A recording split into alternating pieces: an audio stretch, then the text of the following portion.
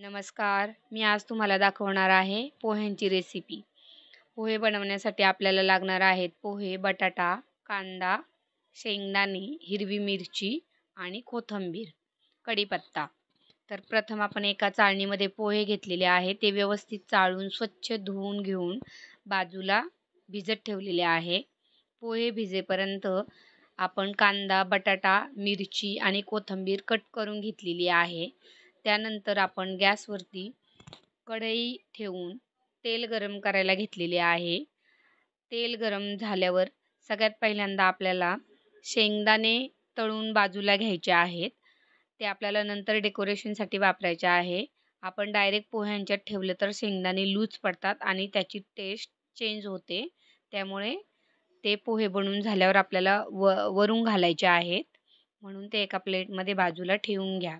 आता सर्वप्रथम आपल्याला मोहरीची फोडणी द्यायची आहे. त्यानंतर आपण जिरे टाकलेलं आहे. त्यानंतर तुमच्याकडे कढीपत्ता असेल तर तो घालून घ्या व त्यानंतर तुम्ही कांदा घाला.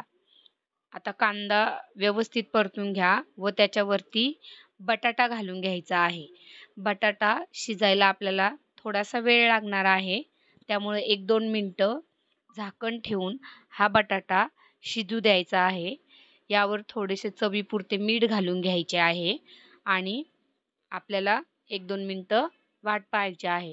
त्यानंतर बटाटा शिजला की नाही थोडंसं अधूनमधून चेक करत जा. नंतर झाकण काढून त्यावरती मीठ आणि हिरवी मिरची घालून घ्या. त्यानंतर हिंग आणि हळदही घालून घ्या व ते व्यवस्थित परतून घ्या. त्यानंतर परत थोडेसे झाकण ठेवा आणि बटाट्याला तसेच शिजू द्या. आता बटाटा शिजेपर्यंत थोडीशी वाट पहा.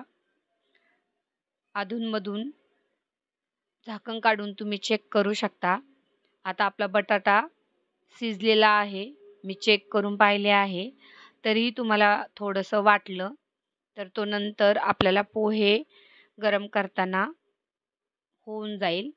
यानंतर वरून आपल्याला पोहे घालून घ्यायचे आहे आणि थोडंसं कोथिंबीर टाकून वरून झाकण देऊन थोडंसं पोह्यांना गरम वाफ आपल्याला लागू द्यायची आहे. त्यानंतर पोहे व्यवस्थित हलवून घ्यायचे आहे आणि 1-2 मिनटं छान वाफ आपल्याला याला येऊ द्यायची आहे. आता आपले पोहे रेडी झालेले आहेत. तुम्ही थोडंसं 5 मिनटं वाफ देऊन हे तुम्ही खायला घेऊ शकता. ह्याच्याबरोबर लिंबूही तुम्ही वापरू शकता. आता मी चहा आणि पोहे असा आमचा नाश्त्याचा बेत आहे आजचा. तर रेसिपी आवडल्यास व्हिडिओला लाईक करा, शेअर करा, सबस्क्राईब करा. Thank you.